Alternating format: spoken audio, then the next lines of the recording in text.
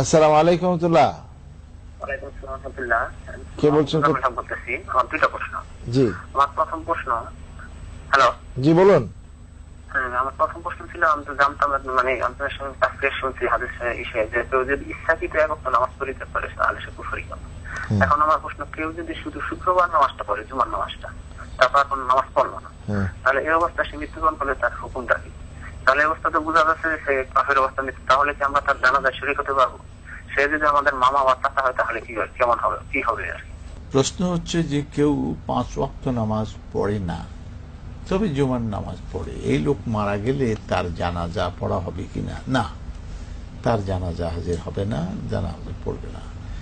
কারণ সে নামাজ যার লা দীন লিমান লা সালাত লাহু আও কামা ক্বাল সাল্লাল্লাহু আলাইহি ওয়াসাল্লাম, যার নামাজ নেই তার তো আবার দিন থাকে না। as-salatu ইমাতুদ্দিন, সালাত হলো দিনের খুঁটি। মান আকামা ফাকাদ আকামাদ্দিন, যে সালাতকে কায়েম করলো সে দিনকে কায়েম রাখলো।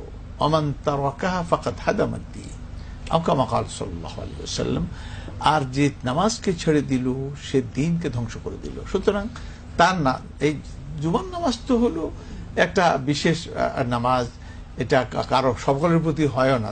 মুসাফির অবস্থায় জুমার নামাজ থাকে না, এমনি প্রত্যন্ত গ্রাম অঞ্চলে সে জুমার নামাজ হয় না, এই নানান কারণে। অতএব 5 ওয়াক্ত নামাজ হলো আসল নামাজ, সেইটা সে জুমা পড়ে, কিন্তু